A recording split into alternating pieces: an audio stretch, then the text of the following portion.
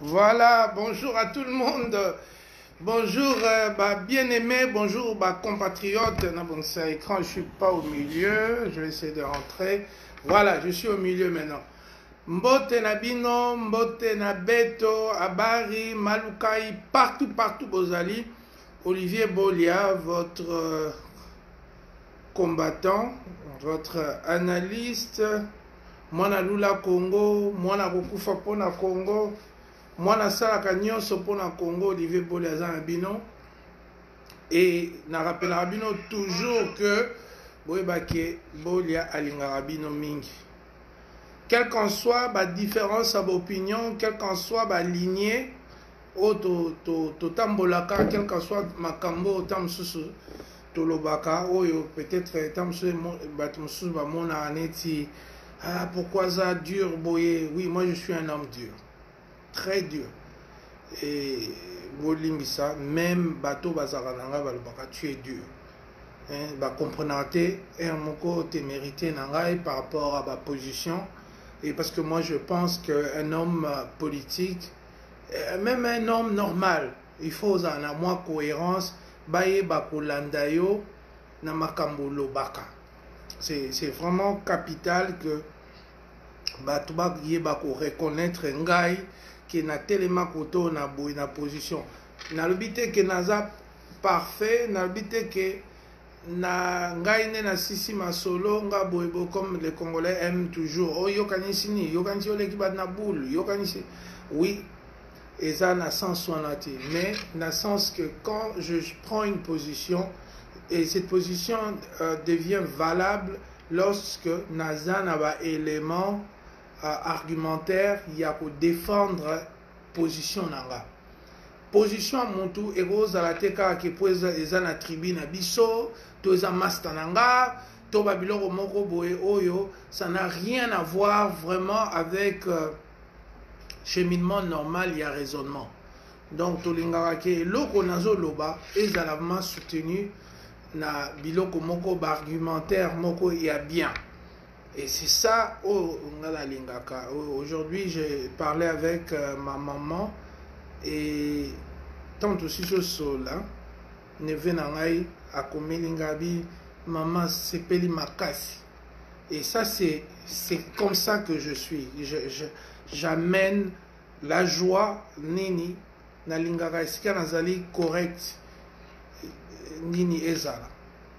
Quel qu'en soit la différence na biso, quel qu'en soit ba nini, mais to luka mingi kotala amélioration, il y a des conditions de vie, il y a des konabiso, tout le bon sens. Et ça, c'est très important que bimisa yango, ko lakisa yango, na nyonso tozo ça. Voilà, aujourd'hui, non ça là, moi analyse il y a combat, surtout combat il y a diaspora, parce que il y a biloko ebele ya malamu esalema na biloko ebele pe ya mabe. Alors pour toi avancer tolobani, ce ne sont que les imbéciles qui ne changent pas. Mais quand on dit que ce ne sont que les imbéciles qui ne changent pas, c'est-à-dire que ozaki no mutabia le comme liambonga kabila au changer te wano BBC wana nde okomi imbécile à changer. Pour les imbéciles changent aussi. Ce n'est pas si aux imbéciles, aux la position est bien, aux qui position bien, aux qui respectable, le rôle à Germain Kambinga, François Mwamba, toi la nuit miyibi boyebi, oyo, bazaki na position respectable, qui pour qui n'ont lié par Kabila. Ça c'est, on dit que ce sont que des imbéciles qui ne changent pas. Oh, il y a aussi des imbéciles qui changent. Donc c'est clair, il faut que to lobango to banga ko bimisango te batu mususu ba changera pour le mal. Alors combat na biso, ça fait des années to bandi ango partout biso bato tozaki na rudiment ne bandeli ya masolo ango bana Londres ngai na ba master mususu to banda ko conscientiser na diaspora. Il faut tokendaka ermo totamboli Regardons ce que nous avions fait. Regardez ma bolam. Na banana ko cité ba bolam depuis Kombo et Banda.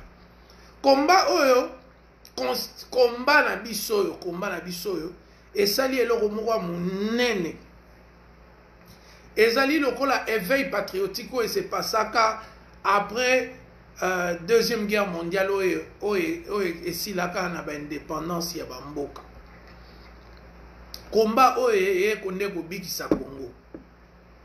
Combat oyo soki Congo ezalaka te mais Congo c'est panzana bakabila et le père et le fils mais basi ba panzaka yango na niveau moko telingaki Congo nga ozala ke bazo teka vraiment ba territoire na biso na prima ngondo mais soki binote soki ba combattante soki éveil wana yakate bato mosusu oyo basangana na combat neti ba musicien ba Joana ba Zakari ba baswa tozwa ba makambo ebele nazo baso bozo basusu tanto susu do ba makambo ya ba combattant boye mboke bonga conscience moko yelaka biso nyonso de manière planétaire biso nyonso bi mais non notre beau pays le Congo le Zaïre pourquoi autant de souffrance pourquoi bazo violer bato pourquoi bazo salabo pourquoi mboko ane zo développer te pour te zala makambo nyonso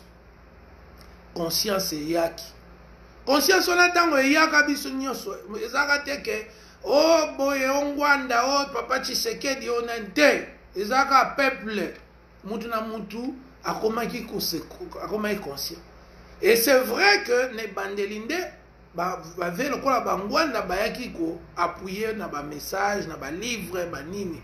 Mais tant que bandaka ezaka de manière spontanée donc biso nyonso ba congolais to komika kana posa ya mboka na biso e kangami biso na mongongo na gorge ezaki eloko moko monene to komi kolobela mboka mais qu'est-ce qui se passe pas banini to komi mibinde nini biso to zaka to ya ba poto otindaka ba mbongo e komi même elamba e komi eloko ya grave na Congo elamba ya rolata ekomi grave bamiliki babiloko oyo ya simple ya vie na Congo ekomi grave na este kuna koviole koboma kosala boyo kosala boyo et tout ça tous les Congolais ya bacontinent nyonso bakomaki kokoma indigné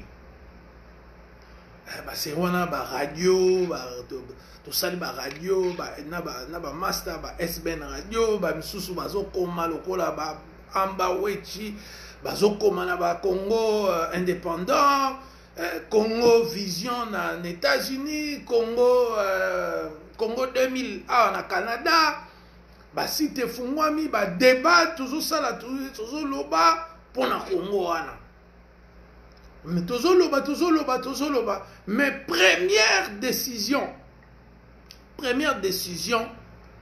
efficace parce que biso to banaki mouvement ya koloba mais première décision efficace ezwamaka na bana Londres donc babi ke toboyi musique distraction tobengaka musique der wana toboyi ba distraction to se concentrer nanu na makambu ya mboka na biso bozomona donc décision pour boum je pense que c'était en 2004 ou 2005 toboyi distraction totale wana mboka na biso divisé ba guerre ba nini ba viol kota est do ba Rwandais bazo sasa vraiment donc mboka na ndenge moko biso ba Kongola poto tolobi non tout non faut to kota mboka na biso eloko wana esala Congo kitoko yango lelo tobetaka bravo tobetaka maboko eloko tosali biso bana diaspora donc tobandaki yango so bozose rappeler bazakari wana zoba bakomba na bino bozosala na bainternet bozosala bapeti ya kini bayebi bino te bapeti ya kini na kini moto ala internet aza te boolekisa air voilà un Congolais yango namonaka bakebere musu bayuma musu bazaka afandi pe azotala eh non émission moko ya Zakari. C'est-à-dire que des gens au bazan la conscience. Ces gens-là sont des gens impatriotiques. On a ainsi les Anglais. Donc, non patriotiques. Donc, non, banini, bokanisi Kabila obongisa mboko yo, bokanisi Mbemba obongisa mboko, ngana beti shita sima na keoglia. Voilà ce que ce gars-là disait. Azo chola, musala na biso. Bozo sala nini nakini kutu makamna bino yebani te. Internet ezara nakini te. Biso do fandaka nie na tala bona bi ah nzambe. Pourquoi tozaka na ben conscient ya boye na mboka na biso. Papa mukolo boye bololé à niveau ndengo. Mais je comprends que bon parce que ngana zaki déjà na mikili ba Zakari ba bimi après biso to eba iba monter na kini nde ba balobaka wana nous quand on était à kini to eba iba ilunga mona bute to eba iba vemanda ba velukezo ba tumo à classe. En tout cas ngai na surpris ko ça oh tu as un journaliste ba tu es journaliste qui na ngo mindeni parce que biso to tika ba velukezo mona vemoro très classe. Mais à présenter musique, il était beau, nini, bien, nini, à Kendarape, poto à Zongaka. Donc c'était des gens aux homologues. Mais dans mon cas, dans mon pays, comme Nabatloa, Zakari, Baba, mais il y a un recul total. Mais ces gars, oh non, Jomoraza, journaliste, Nakin, Bani, journaliste, comment boy. On dirait bandio babanda sauter ba mir na biso ba yoyi ba pina car basana un comportement moro ya nengwana. Mais on n'a pas lâché malgré gouvernement Congo et Tchaba aner ba nini ba infiltré ba ni pona ko casser message na biso mais to telemaki ngui allez message comme kinde bana Bruxelles bakoti, bana Paris bakoti, bana Afrique du Sud, bana Nouvelle-Zélande, bana Australie, bana Japon, Corée du Sud, Amérique latine, États-Unis, Canada, bamboka nyonso dobi non. Malgré l'insulte, principalement il y a un garçon en Zakari. Il y a un journaliste, bon, biso tikaka na kini, to yebi écoututi. Tout le monde est découvrir kaka ndenge ba petit ba uta ba kina vie mutoyo ça la mission ça la mission na langage ozo mona bi oh non te mais kini vie longa kini kala kini comment ndengwana ba journal émission comment na ngona lingala ah bon ouais bon mais les gars nous insultaient c'est moquer de nous donc on dirait vraiment oh non bon qu'elle n'est nulle part banini Congo bongi sango Congo za bongo on a peu ba vidéo ya André Kimbuta pardon azoloba mboko e bongate uta de bibe muto akomi gouverneur nini azo se moquer na mboka na moko mboko e bongate. Donc tout ça on a traversé toute cette période là tozo bunda na biso bani. Allez, batu pe bazo za la conscientité, batu bazo rejoindre biso, ba mama ba koti, bani. Bon, un de points culminants et vers les années 2009-2010. Donc papa Chichi, boubou a comme candidat na présidence. C'est là où ma premier problème il y a Nini Bandak. Mais précédemment tous aura toujours libo ke mok oromona message moko to kabolango mokili mobimba soki loko moko oh ba article moko à journaux mokili mobimba tozo tinda na ba email il y avait des groupes ba email tozo se partager ba information mutu nyonso était à la page et il y avait pas d'ego et ça y kaka intérêt national intérêt ya mboka ba master belé bazaki wana tozo bunda ben misusu kutu na regretaka neti garçon moko à Londres asala pe musala bien mais namoni akoma oloba makambo neti ezanga tina bo Donc, bato, basali combat, bato komi, banini, komi vraiment moto. Bato a telemi pour na combat. Allez, erreur, je vais maintenant en venir à ce que je disais, erreur. Erreur, il y a Liboso et Bandi, dans Papa Tshisekedi a mis candidat. Liboso biso ba combattant tozaki au-dessus de tout. Au-dessus de politicien, au-dessus de division, au-dessus de tribalisme, au-dessus de biloko tout. On s'est considéré comme la lumière au ezaki kokumba peuple congolais. Parce que nous réfléchissions en termes de quelle est la meilleure solution à ba problème ya Congo. Donc à l'époque on ne voyait pas tobano kansaka nini ya malamu tokoki koloba tokosala pona RDC. Allez, tant Papa Tchicha erouye. C'est là que Baba premier Nongo et Bandi. Vague sikoyo, OEP précédent qui il y a France. Bah, il y a combat, notamment, très célèbre Odombo, Barek Azadi, petit Moussous, bah, il y a Kota, Moussou Bossana, Bakombo là-bas. Tant Bakoti, Mbalamoko, et Bokoma, guerre, il y a ego, il y a personnalité, et bandi. On a rien à biso à Liboso. Liboso, c'est qui? On y a odeur au sala à soutenir. On y a boli au sala odeur au soutenir. On y a sorek au sala. Donc tout ça qui peut se soutenir en tout et pour tout. Mon côté à la mukana tonga banyo tonga muninga, toi qui olinga moi si muninga, toi qui ofinga muninga, ça les vidéos non, c'était pas ça.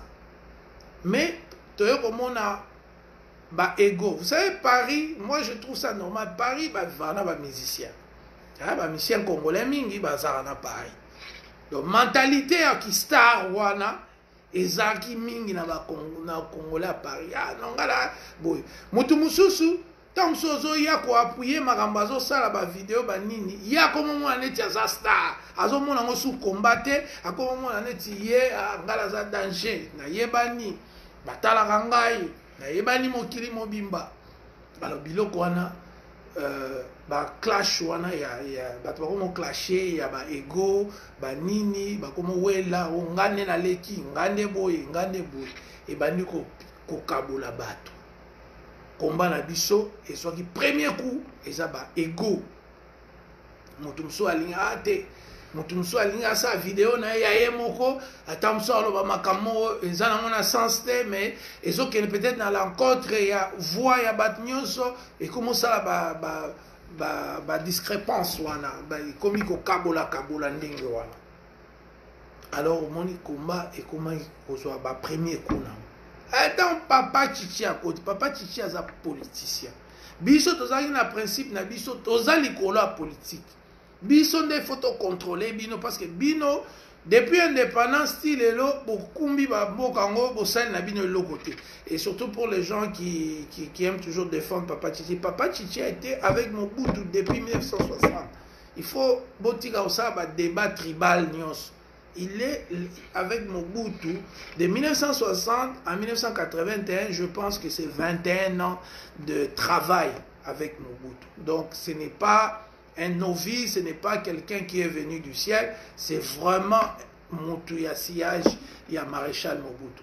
Alors, tant bango wana baye biso bato timba to bi non, biso to garder likolo ya ba politicien. Politicien a même biso te. To ba pe que biso combat to aki ba to sai plus ba résistant que ba opposant. Donc on ne croyait pas, nous savions que les élections il y a 2006 ils avaient déjà à l'Okuta, donc ils avaient s'attendre que l'élection et aux Alaka à l'Okuta, mais l'élection c'est le prétexte pour la totale là gouvernement il y a Joseph Kabila.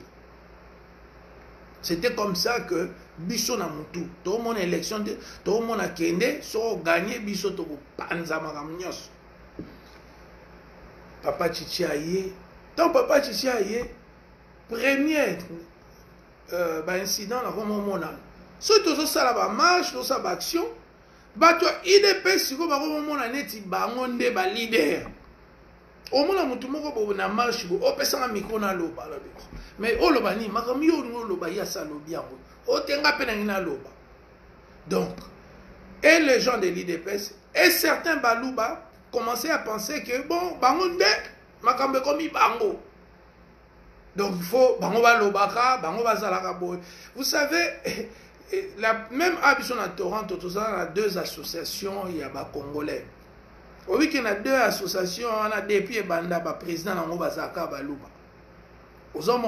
C'est pour dire que ce n'est pas bilom suto lobaka exact que toujours inventé. Même dans Babylone, on peut donner de preuves comment ces personnes-là de l'UDPS ont commencé à réfléchir. Que non, le rôle des papa Chichi est comme il qu'on a biso. Et Moutoumsou Azo Yaboé, Azo va politique na Otalebo. Parce que moi je connais la politique du Congo par cœur, monsieur. Nagoza la fin, Nangozolo ba ilikambo historique, bonaye bien au tout. Nenge bandaki, nenge sukaki, banin bazalaki. Maintenant, il n'a rien de politicien. Sauf que peut-être il est français. A commis politicien. Regarde, on a bêta déjà le beau qu'on habite. Tous ces gens-là se sont improvisés. Oh non, dans un professeur. Sauf un professeur, nous là, sommes politiciens. Oyebi histoire politique, oyebi est l'autre côté. Quand on s'improvise politicien parce que tu es d'une ethnie ou bien parce que tu es l'ami de tel ou parce que tu es membre de l'UDPS. Non, ça ne marche pas comme ça avec moi. Politique est ça, la Babylone au monde sous c'est oh il faut ça caractère, cohérence, Babylone quoi. Sur les athées, on est sur ça les couleurs à poto. Alors, donc au moment là-bas. Ba comportement wana ekokota na kati ya komba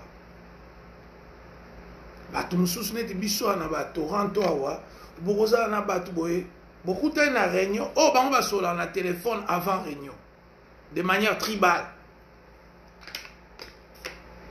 bolimbisa donc de manière tribale basola déjà donc bozoya ba réunion déjà ba agenda mususu ekomi na si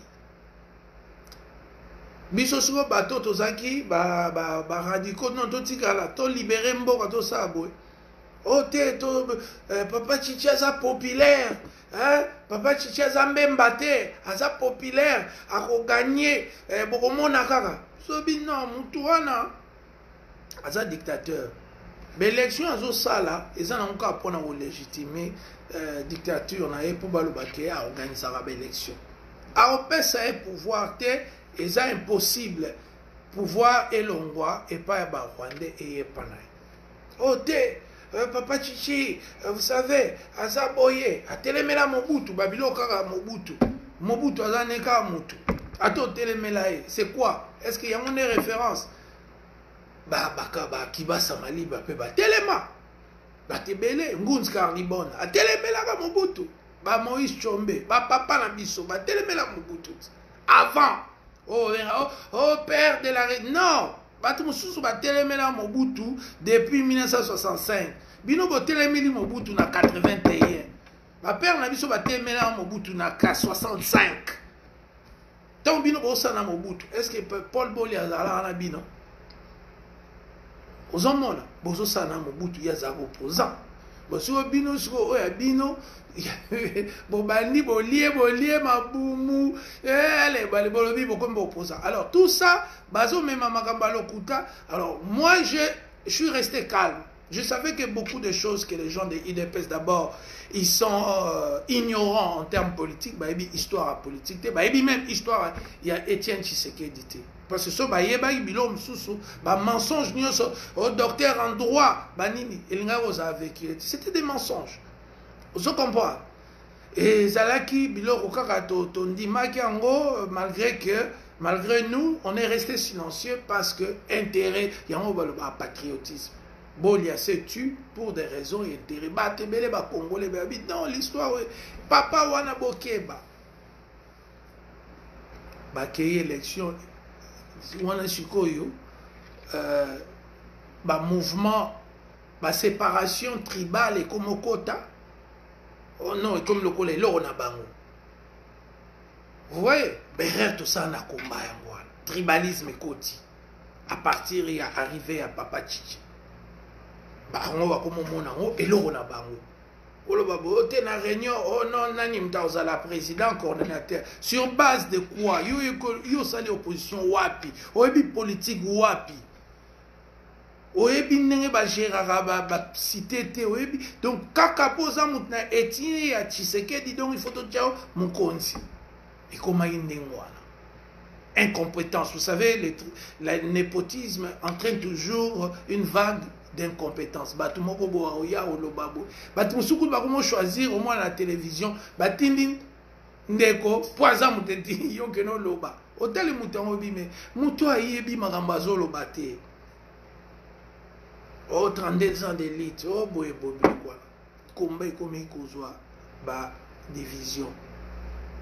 Alors, erreur à munene oyo ko affaiblir combat oyo bozo mona lelo ba rejeton ou bien ba miette nango. C'est quand après les élections Papa Tshisekedi alobi tola la pungia ba bilme. Ah ba congolais bazara ba fanatique ba misusu babi papa habite au fan tola la pongia be d'autres à la calme. Mais pas réfléchir babi mais non. Ni Gandhi, ni Mandela, ni Malcolm X, ni Lech Walesa, ni Castro, ni grand leader nyonso baza reconnu na monde na lutte. Ba pesa message na peuple bolala. Bolala pongia ba bébé. Et ça message moko ils sont ambigus. Bah se poser ma question. Ah non, mais papa Chicharo, il a c'est la mot d'ordre de Jésus, c'est surtout là, la biso. Non, non, non, papa Chichi, il faut. Allons la phrase, voilà, esa phrase moko, aux autres na batu na goigoy, na fainéantisme, ba fan da bani. Non, biso doit na kanda, toujours na to bima to lakisa. Ya bibo lala. Non, viens à pouvoir, viens à toujours en connivence. Na mobutu ezalekabo, azarane karabo. Allez, yorasko batu. Il y a IDPS dans certains tribalistes. Oh non, so bolingi papa chichite tolongwe combat musique ezongi. Imaginez-vous bande onanga. Soki bolilobo boy papa chicha pesi modeur de moro pola. Yamabe. Mais, bateau IDPS, voilà ce que combat est déjà infiltré par un parti politique, à l'occurrence l'IDPS. Ce qui boboyi, Makam Papa Chichi a lobby, ce qui critiqué Tshisekedi, alors Bisso, Tolongwe combat. Et c'était des gens d'une seule ethnie qui tenaient ce langage. Ce qui boboyi, Papa Chichi, Tolongwe combat. Et puis d'ailleurs, musique et zongi. Alors, tout le monde a master tout ya baluba ya combat. Oh, musique et zongi d'ailleurs. Le rôle a boy chichi, musique et zongi. Et loko bango ba bandate. Bango ba ebitinate. Quand tu fais la politique et tu ne comprends même pas comment on utilise les leviers en politique. Tokanga musique wanezaka pour la ninité. Oui, c'est vrai que les musiciens nabiso bazala ba o nyoso mabe basalaka tozonga simate, mais ce n'est pas seulement ça. C'était un grand levier de négociation. Et le quoi les Kabila a yara sous poto. Comment on quitte la Belgique n'a pas aéroport militaire parce que les combattants étaient là. Les ministres commençaient à fuir.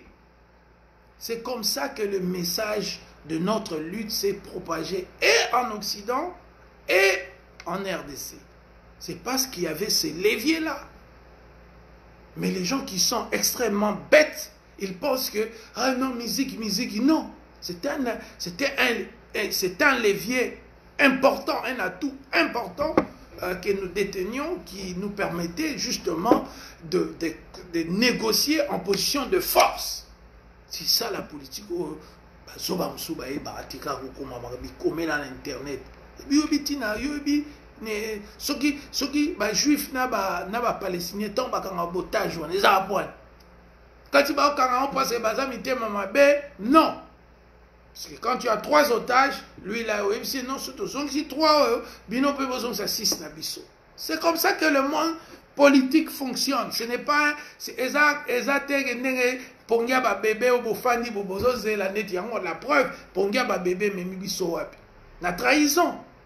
C'est comme ça que Félix a trouvé normal de vendre l'espoir de tout un peuple à nous paye ça. Yango na nini. Ozomona à vendre bon moto ya peuple mobimba pour na akoma domestique travailleur ya Kabila parce que il contrôle ni le gouvernement, ni le Sénat, ni le Parlement, ni les policiers, ni les militaires, ni les juges. Et parce que pour Ndiaba bébé, en fait, c'est la facilité. Fanda, on va aller négocier et tirer quelque chose malhonnêtement. Ils ont commencé à faire ça, à nous diviser tribalement. Oh non, so bolingi te bokene na bino. Biso na papa chichi kaka. So bi me papa chichi a pesi consigne à ma B. Oh te. Bon. Alors là, on a compris que nous battons. C'est là qu'on a commencé à comprendre que c'était un combat hégémonique, tribalement hégémonique. Ce n'était pas un combat national. Ce n'était pas pour la RDC que ces partis existaient. C'était juste pour la promotion d'une ethnie. Mais tokangi karamote matolobite tokenila ni intérêt national. De temps en temps, ouais, où il y avait des moments de turpitude où on disait tout haut, parce que parfois on a marre, hein, sans bouzob et les aux politiciens, aux autres malamotema, mais on dit non, à un moment donné, il faut nalouba. Et on a commencé à parler, à dire un peu, Félix est en Italie, il est en négociation, bani. On a déjà infiltré le combat, BBC, séparé, tribalisé le combat. Combat comme on ne savait même pas qu'ils étaient des tribalistes, juste que M. Goudou n'a découvert, M. grand frère propre, Oyo Linga qu'on respectera, mais c'est un tribaliste. On comprend. Au fana na mbula na mbula, oye baratege ye na songa motemane, c'est un tribaliste. Donc, vous savez, Biloko, j'en parlais avec un combattant hier là. Abi Nazali vraiment choqué dans une manifestation à tribalisme. Namona papa moko ba bengana ye na IDPS. La lettre est sur internet. Mettons comme Makambo Félix a commis Kofinganga. Mais Nabi, mais papa, toi t'es un connard. Toi tu étais viré de l'IDPS. On t'a chassé. Toi maintenant tu défends les gars qui t'ont chassé. Et tu m'insultes moi? Mais la tête là, il y a quelque chose qui... Ils ont salaté. Moi, je t'ai soutenu quand lui, il t'a chassé. Lélo, naïne mabe, yé malam. Voilà, donc des gens tribalistes d'un niveau moko. Il y a moi, côté qui n'a pas fibre, voilà. Fibre à séparation. Fibre à haine. Fibre. Et puis les tribalismes, c'est comme les racismes, ça fonctionne avec l'hypocrisie. C'est-à-dire que tu es avec des gens,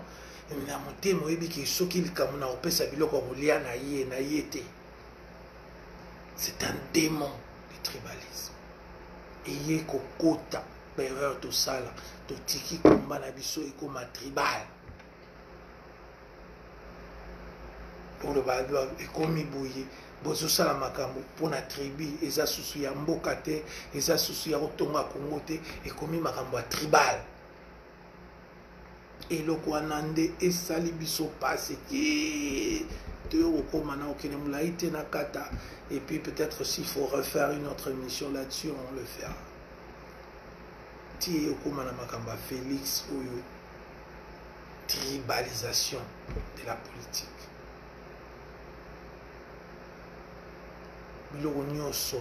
Et on a compris que les gens de l'IDPS, en fait, ils ne se battaient pas pour le pays, ils se battaient pour ce que vous voyez aujourd'hui. avoir de voitures, avoir de ceci, avoir nini biloko mokili ya pamba pamba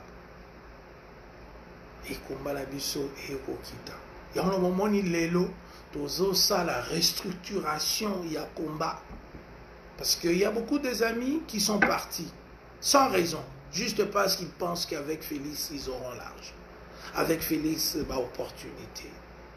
Et nous voyons aussi d'autre part que Félix ne contrôle rien du tout. Batebele bake bari muke, je vais citer des noms comme ça. Bake na kin, wapi photo na Félix, bamona na wapi. Ba oya Canada a. Ba finga biso mukili momba ko sala biso ba vidéo matin Olivier yo boy. Mais lelo. Bakuta na Félix, bakene na Washington, Félix a refusé de les rencontrer. Pour vous dire que la vérité reste. Parce que Félix refuse de rencontrer les combattants Oyaba Kassayen. Oui, pourquoi ce qu'on rencontre en Abino? Parce que Makambo Bino Bonimbo le Banae a la montée, a la logique ou anati. Lui n'est pas combattant, lui il est avec Kabila. Il n'est pas combattant, chers amis. Il faut arrêter avec l'utopie, les illusions, la schizophrénie, tout ça. Aza opposant Azana Bino Tazana Kabila. Parce que Bino Bozunga beaucoup d'années, Félix, il faut l'ongola Kabila, c'est toi le président, c'est toi. Non, il n'est pas dans cette logique-là. Asa Kunate. Mais ce combat Nabiso affaibli. C'est un musique zonga. Et nini boye. Oh boye. Mon cher, regardez d'abord votre propre chèque. Regardez d'abord comment vous avez mis un gars à la tête du pays sans pouvoir.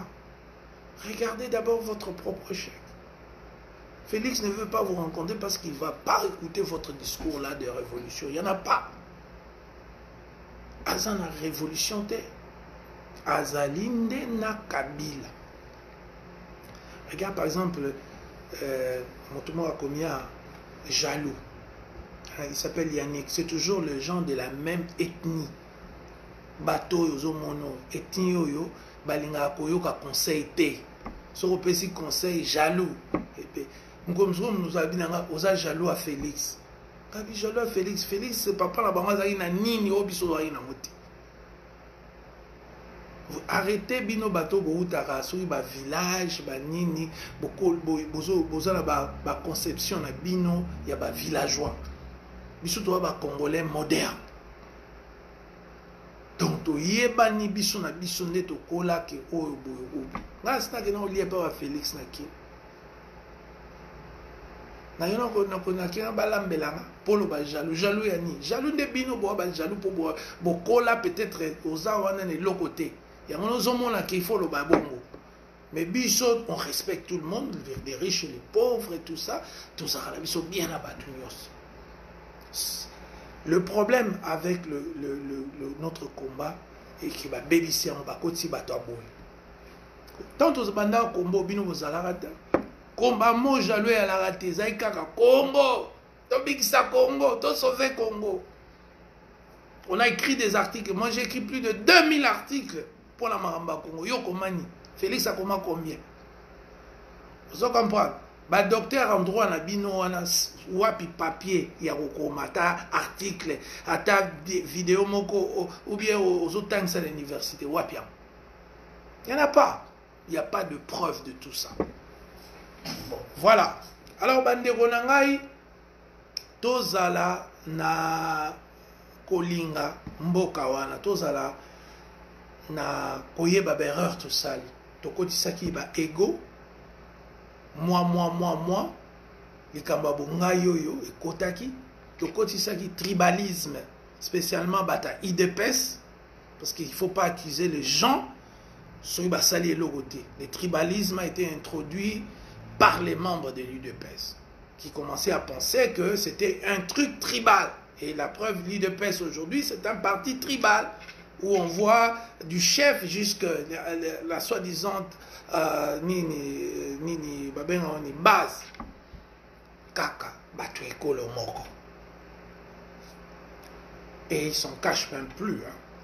Donc to biloko wana nde eyokoboma konga bayeko epi bon bato mosusu bakomaki komona yango lokola kistar nayebani bayebi nga na Canada, bayebi nga na France, bayebi nga na Belgique.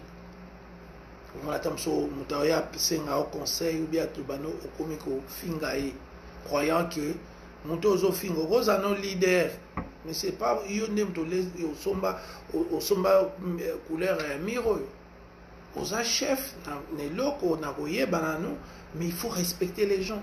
Et beaucoup de gens là qui étaient les emblématiques du combat, c'était pas des gens qui respectaient aussi les gens, il faut le dire. Chaque fois, on nous appelait ah bon tala mutuboye, afinginga tala mutuboye, azotonganga tala mutuboye, azokanisani. C'était et souvent c'était les gens de Paris.